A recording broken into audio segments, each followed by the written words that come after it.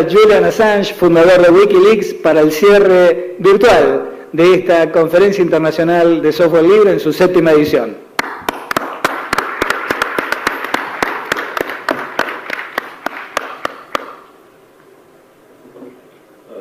Can everyone hear me in Buenos Aires?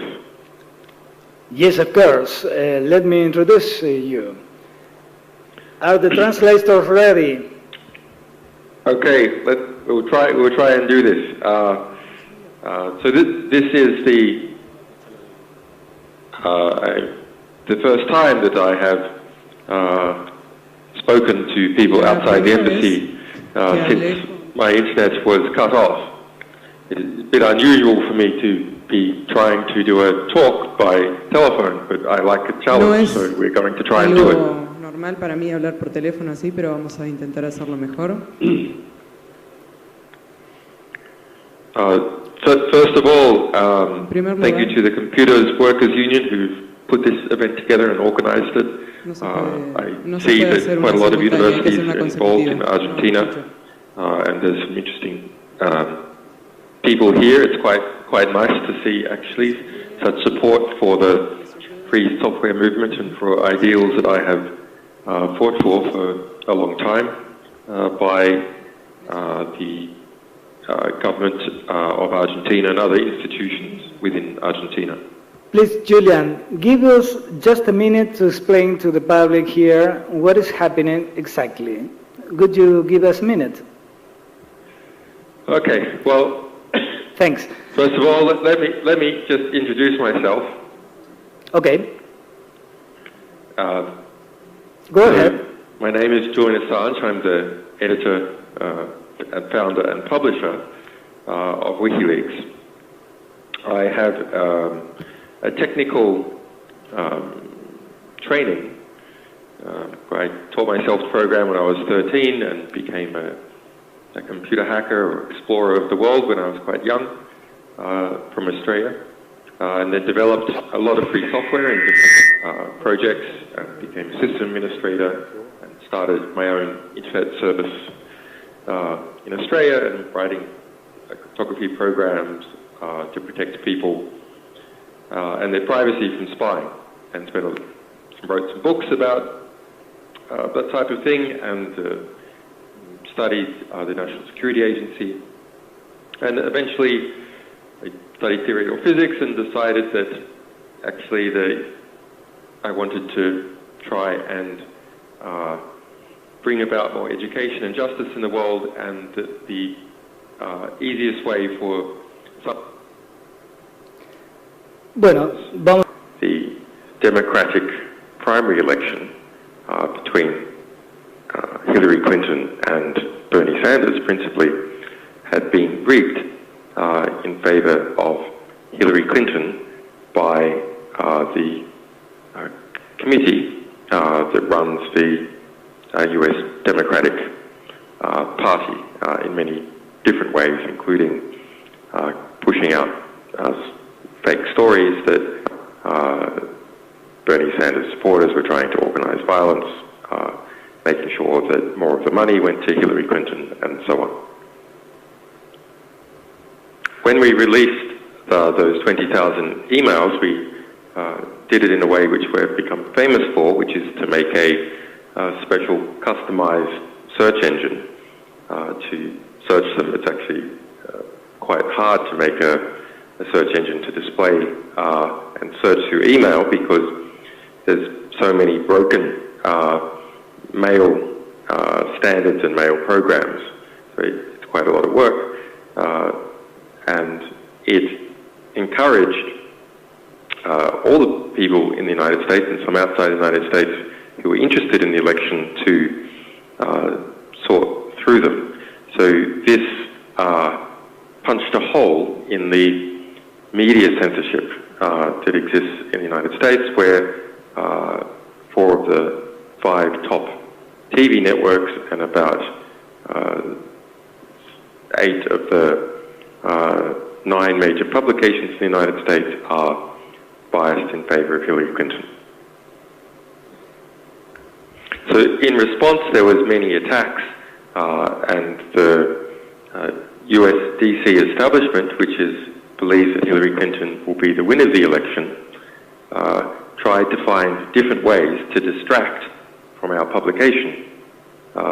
They, first of all, tried to say that we supported Donald Trump just because we were criticizing Hillary Clinton. Then they tried to say that actually we were secretly working with Russia to publish this material that was criticizing her, and this was some kind of cyber warfare against the United States.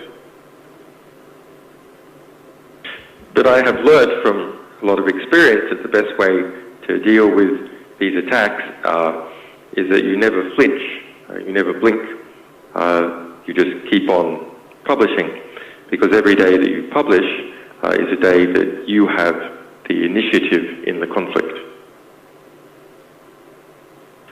So we continued on publishing the emails of Hillary Clinton's chief campaign manager, which are even more politically interesting than the emails of the Democratic National Committee. I had been exploring what was the connection between Hillary Clinton and her campaign manager and the sale of 20% of all the US uranium to Russia through a company in the United States called Juul Limited. And that was very interesting, and we showed that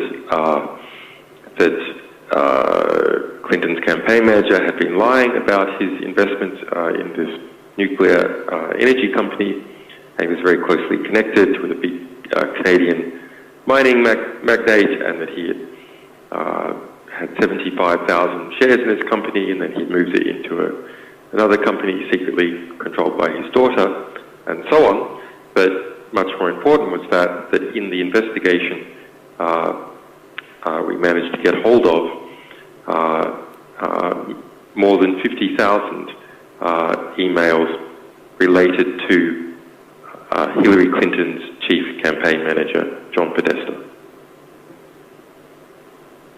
So this time we started a different strategy, which was to write an algorithm called the stochastic terminator, which is designed to be unpredictable and to adjust how much it publishes and what it selects based upon what we as human beings suggest to it, but also based upon what it reads in the news.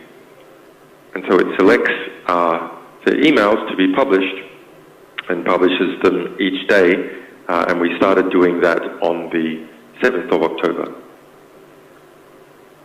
And this really whipped up a crazed hornet's nest atmosphere in the Hillary Clinton campaign and in all the establishments that are backing her.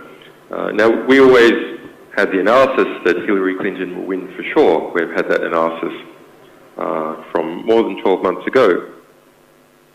But she has pulled around her every single establishment in the US, the intelligence agencies, the neoconservatives who started the Iraq War, the weapons manufacturers, the big banks and investment companies like Goldman Sachs, most of the middle class, and most of the media. And so now we have all these people, all these establishments trying to defend Hillary Clinton from being exposed as having many corrupt relationships. So they started attacking our servers with denial of service attacks and attempted hacking attacks.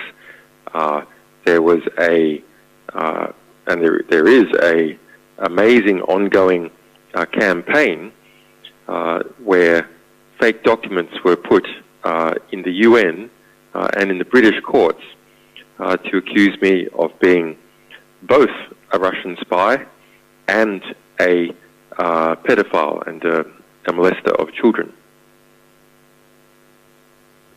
You can look up that amazing story that we tracked down, how this hoax was made at the UN and in the British courts to call me a Russian spy and a pedophile by a front company in the United States, in Texas, called Todd and Claire. But that wasn't enough, so the pressure started to increase and it started to pressure Ecuador, which some of the opposition parties in Ecuador were sympathetic to, perhaps because of their relationships with the United States, and pressure statements made to Ecuador at the political level and at the intelligence level that I needed to be stopped or there would be consequences. But Wikileaks is a global publisher, publishes 1 million documents a year. We publish from France, Germany, several Norway, Holland, and several other countries, and we have most of our lawyers and staff in the EU and the United States. We don't publish from Ecuador, no particular reason, just the bandwidth is cheaper and the servers are cheaper in Europe rather than in Ecuador. So the United States and United States government, in the form of John Kerry, the Secretary of State, and some other US officials, and the Hillary Clinton campaign, kept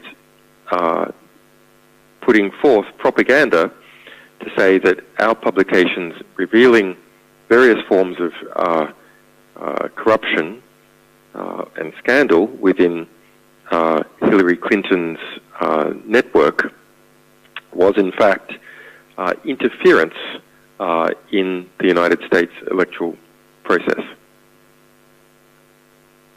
But this is not interference in the electoral process. This is the definition of the electoral process, is for media organizations, and in fact everyone, to publish the truth and their opinion about what is occurring. There cannot be a free and informed election unless people are free to inform.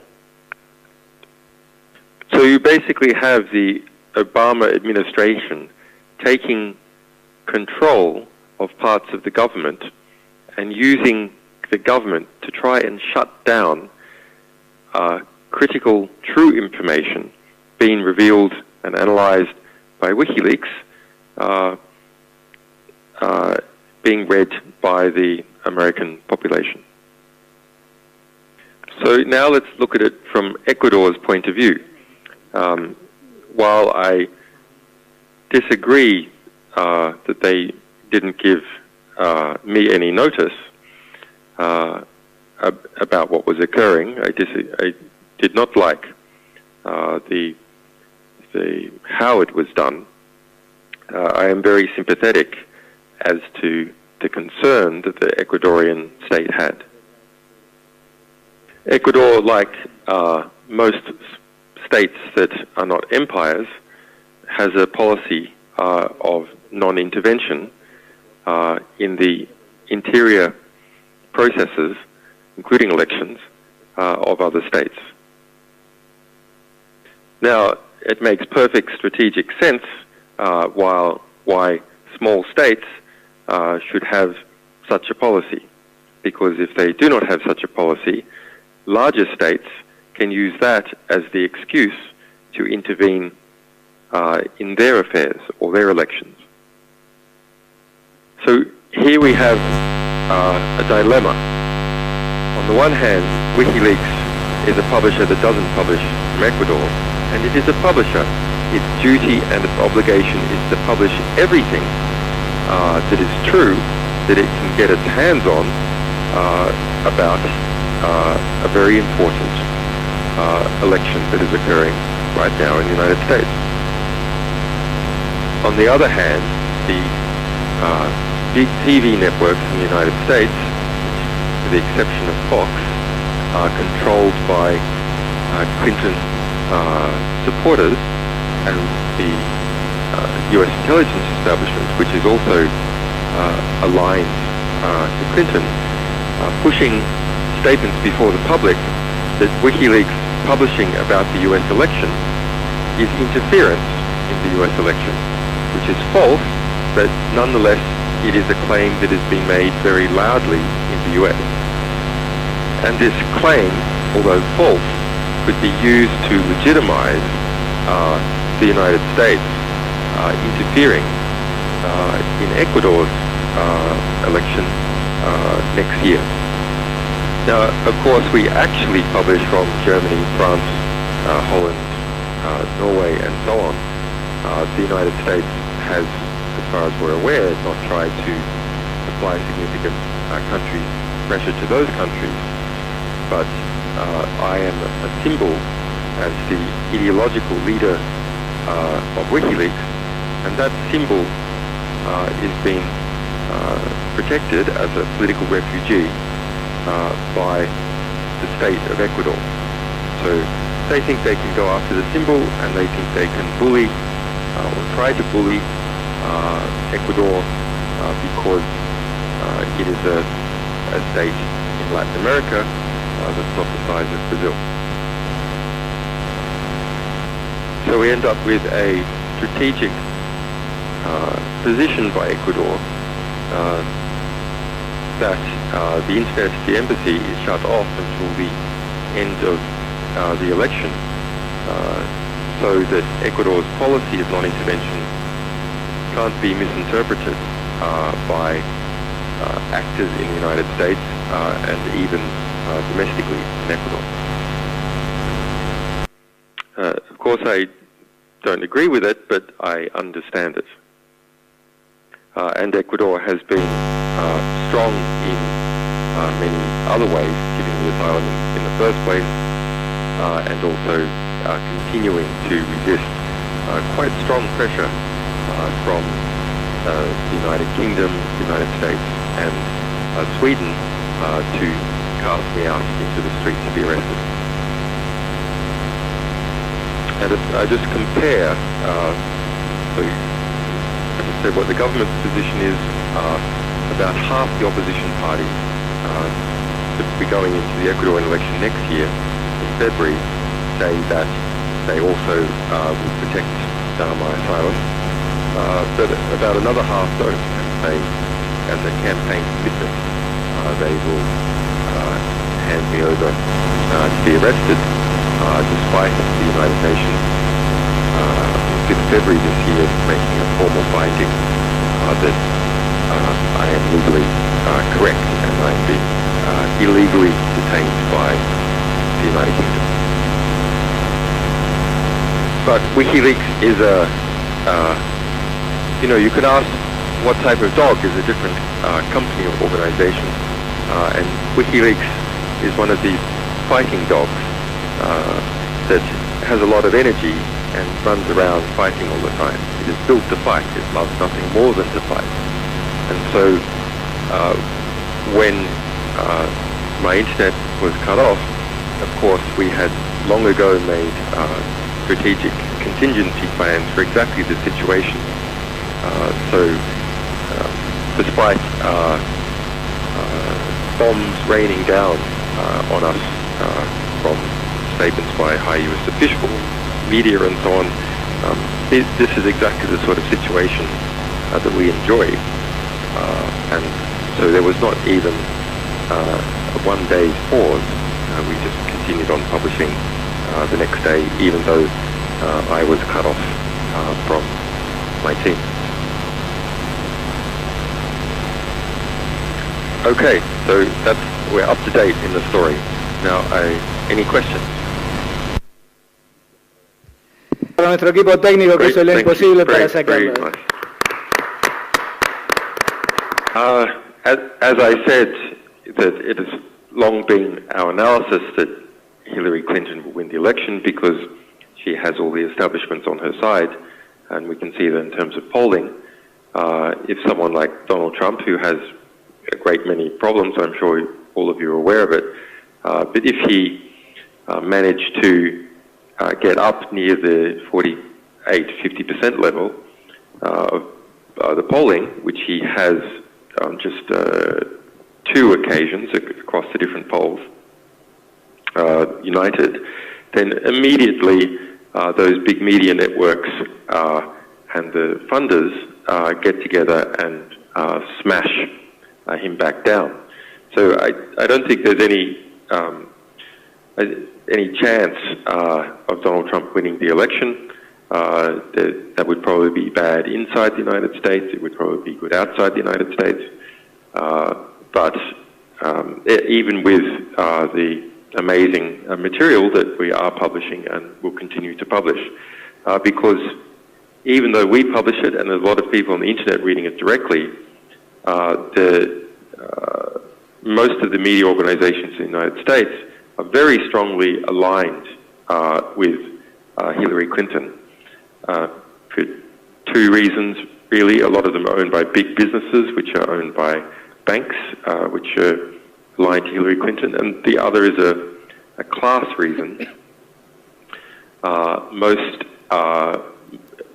journalists and media workers are very middle class, and Donald Trump represents, in their mind, white trash.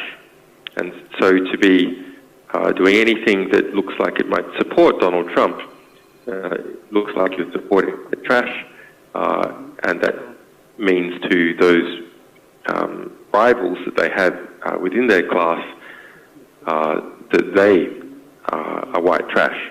And so it lowers their social status, and that's a very dangerous thing to do in an institution, is to have your social status lowered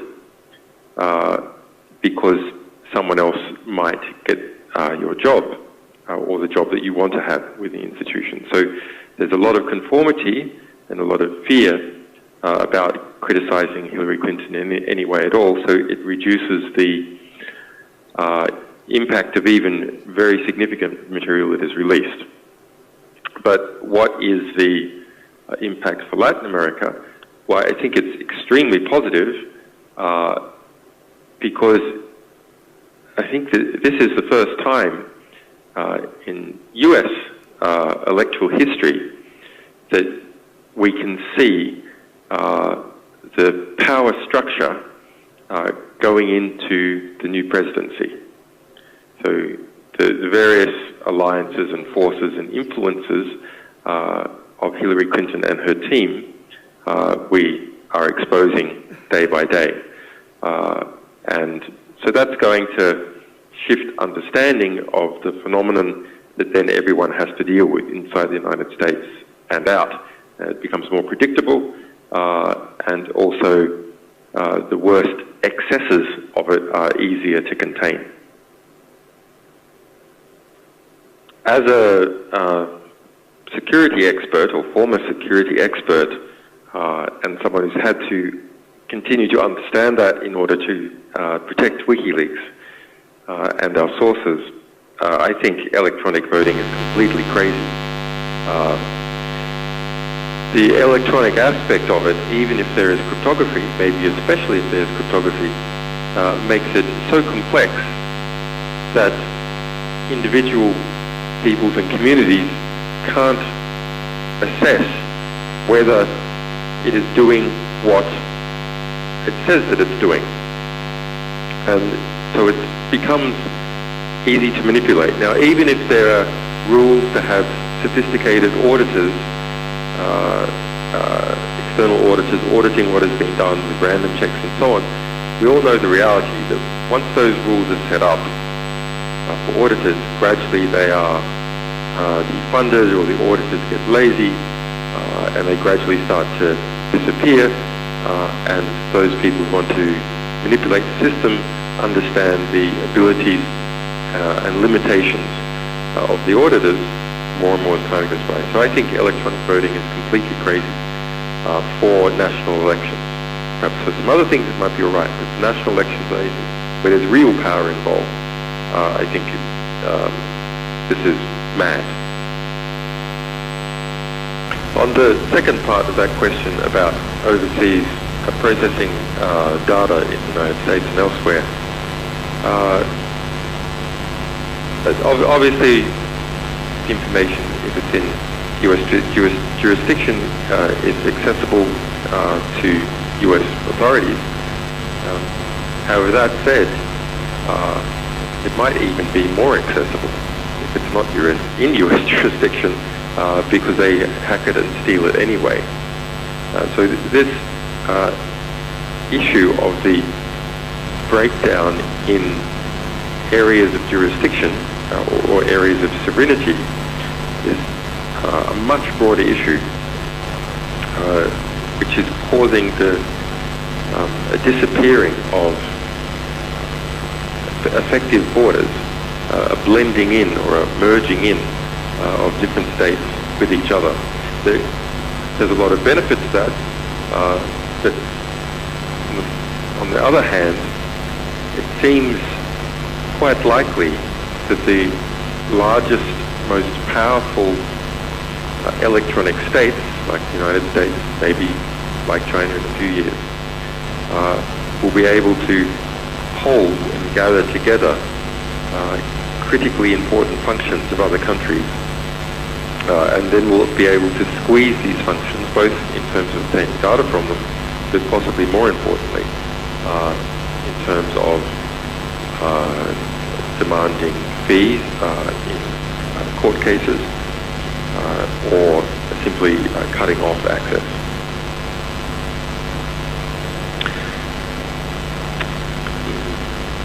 The power structures of the whole world are becoming computerized. That shouldn't be any surprise to anyone in this room. And therefore we, as technological workers, can have a unique ability to shape the power that is to become, and not simply be useful idiots, which is how politicians and generals and company executives think of most technical workers, but rather be intelligent, skilled technicians that understand not just about our technical labours, but understand how our technical labours interface and facilitate the evolving structure of international civilization and, of course, within our own country. Now, efforts to establish our own rules and our own culture in, say, the free software community have produced really quite important advances, but at the same time, some of those advances, like free software, are also being treated as a common and gobbled up by ever larger corporations like Google, or ever more abusive mega government institutions like the National Security Agency, which uses Linux and free software all over the place. That's nothing for us to be proud of, that the fruit of our minds is being used in that way. That's rather something to be ashamed of, that the fruits of our mind can be taken and repurposed in a way to make the world that we live in less free and less humane. So Wikileaks is the vision that I had for using my technical skills to do something about some of these problems, but there's many other ways in which one can do it. I think the important thing is to kind of look at what is happening in the world as the rest of the world's power structures coming into our domain, and try and thereby exercise some influence over the situation, rather than seeing our domain as something that is being gobbled up by these existing power structures? It is a very important question. One of the major power elements in society, one which shapes our thinking about the problems that we have, and our solutions to our problems can only be as good as the clarity of our thinking, is of course the media, the mass media. And we're also shifting into control from social media.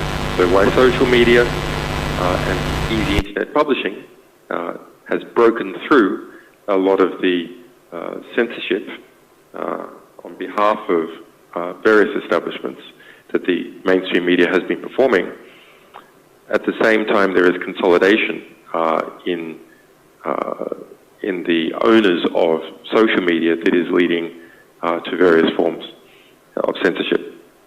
There's a great book that's been published in Argentina. I think it's in Argentina, it's definitely in Spanish, called Wikileaks, and that is an analysis of the Latin American media, looking at the cables that Wikileaks published, showing the relationships between the US State Department and the various media oligarchs in Latin America. Now, why did a separate book have to be published on that?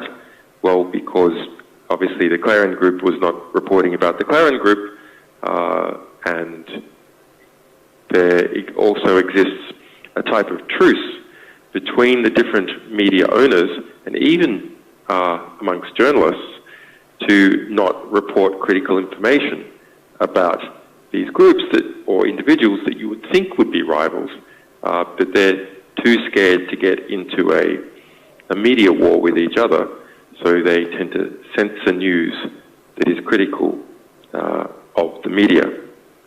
Now, in the one of the things most remarked on by our recent publications about the DNC and Hillary Clinton's campaign is how many unethical journalists were exposed. So journalists who were checking to make sure that Hillary Clinton was, or Hillary Clinton's campaign manager was approving of what they wrote. Private parties with more than 65 different journalists where they would report on anything that happened at the party with Hillary Clinton or campaign manager John Podesta cooking together and so on.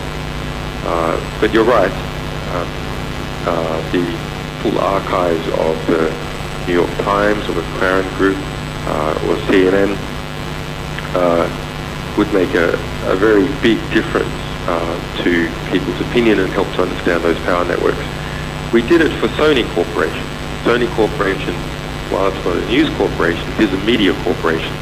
And that showed very interesting things. For example, that Sony tried to do a deal with UK Prime Minister David Cameron at the time of the Scottish referendum in 2014 to not air a TV series which was pro-Scottish until after the referendum. So he met with David Cameron, and that was their strategy letter going into that meeting. They wanted to do that, and what could they get from Cameron? Well, they could get some tax concessions from the UK Prime Minister in exchange for killing off this TV series about Scotland, which would increase Scottish nationalism. So those sorts of games are at play in all the big media groups. De acá de la Asociación Gremial de Computación. Gracias también a nuestra compañera traductora, ha hecho un impecable trabajo. Thanks guys. Stay strong. Bye bye. Muchísimas gracias, Julian. Esperamos contar con tu participación en otro evento organizado tal vez.